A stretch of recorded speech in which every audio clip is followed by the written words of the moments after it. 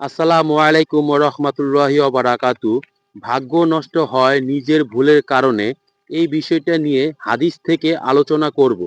ইসলামে ভাগ্য ও তাফসিরের উপর পূর্ণ বিশ্বাসের পাশাপাশি নিজের কর্মের গুরুত্বকে সর্বোচ্চ অগ্রাধিকার দেওয়া হয়েছে। খারাপ কর্ম ও পাপের কারণে মানুষের জীবনে বিপর্যয় নেমে আসে। আল্লাহ পাক পবিত্র কোরআনে বলেছেন, মানুষের কৃতকর্মের ফলের জন্যই জলে ও স্থলে বিপদ নেমে আসে। সূরা আল রুম আয়াত ৪১। মানুষের কর্ম ও ভাগ্য নিয়ে কিছু গুরুত্বপূর্ণ ও শিক্ষণীয় ইসলামিক উক্তি রয়েছে, সেগুলোই এখন আলোচনা করব। এক, কুরআনের বাণী। নিশ্চয়ই আল্লাহ কোনো জাতির অবস্থা পরিবর্তন করেন না যতক্ষণ না তারা নিজেরা নিজেদের অবস্থান পরিবর্তন করে। সূরা আল রাদ আয়াত ১১। দুই, হযরত আলী আলাইহিস সালামের বাণী। ভাগ্য নিয়ে কখনোই আফসোস করো না। ভাগ্য পরিবর্তন করা সম্ভব নয়, তবে তোমার কর্ম ও চেষ্টা তোমার ভাগ্য বদলে দিতে পারে। তিন, ইমাম গাজ্জালী আলাইহিস সালাম এর বাণী। তোমার আজকের প্রতিটি ভালো কাজ তোমার আগামীকালের জন্য নির্ধারণ করো। রাসূল পাক সাল্লাল্লাহু আলাইহি সাল্লাম সর্বদা আল্লাহর কাছে উত্তম ভাগ্য ও সৎ কর্মের জন্য দোয়া করতেন এবং বদ আমল ও খারাপ কাজের পরিণত থেকে আল্লাহর কাছ থেকে আশ্রয় প্রার্থনা চাইতেন। প্রিয় মুসলমান ভাই ও বোনেরা, যে কারণে ভাগ্য নষ্ট হয়ে যায়: এক, কাজের প্রতি অনীহা বা অলসতা।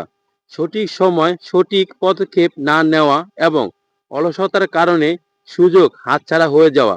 দুই, নেতিবাচক মানসিকতা। আমার কপালটাই খারাপ, এমন চিন্তা ভাবনা কাজের উদ্যম নষ্ট করে দেয়, যার ফলে জীবনে কোনো নতুন সুযোগ আসতেই পারে না। তিন, অহংকার করা। নিজের কর্মের অহংকার করা, যার কারণে ভাগ্য নষ্ট হয়ে যায়। চার, ধৈর্য ধরতে হবে। কোনো কাজের হাল ছেড়ে দেওয়া, হতাশ হয়ে যাওয়া, কাজের প্রতি ধৈর্য রাখতে হবে, চেষ্টা চালিয়ে যেতে হবে। পাঁচ, ভুল সঙ্গ। ভুল মানুষের সাথে সঙ্গ দেওয়া, অসৎ মানুষের সাথে সঙ্গ অনেক সময় ভালো ভাগ্য নষ্ট হয়ে যায়। প্রিয় দিনদার মুমিন মুত্তাকিন ভাই ও বোনেরা, এখন জানবো যে পাপের কারণে ভাগ্য নষ্ট হয়ে যায়। এক, বাবা মায়ের প্রতি অনীহা। মা বাবার মনে কষ্ট দেওয়া এবং তাদের অবাধ্য হওয়া সবচেয়ে বড় গুনাহ বলে গণ্য করা হয় এবং ফলে মানুষের দুনিয়া ও আখিরাতে দুটোই ক্ষতিগ্রস্ত হয়, যার ফলে ভাগ্য নষ্ট হয়ে যায়। দুই, মিথ্যা বা প্রতারণা করা। মিথ্যা কথা বলা, ওয়াদা ভঙ্গ করা, মানুষের সাথে প্রতারণা করার কারণেও ভাগ্য নষ্ট হয়ে যায়। তিন, মানুষের হক নষ্ট করা। অন্যের সম্পদ আত্মসাৎ করা, অন্যায়ভাবে কারো ক্ষতি করা এবং মানুষের গীবত নিন্দা করা, যার ফলে ভাগ্য নষ্ট হয়ে যায়।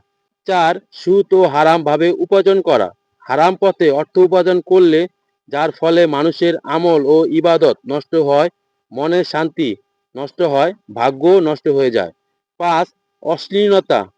এটি এমন একটি জঘন্য পাপ যার ফলে মানুষের ভাগ্য একেবারেই নষ্ট হয়ে যায়।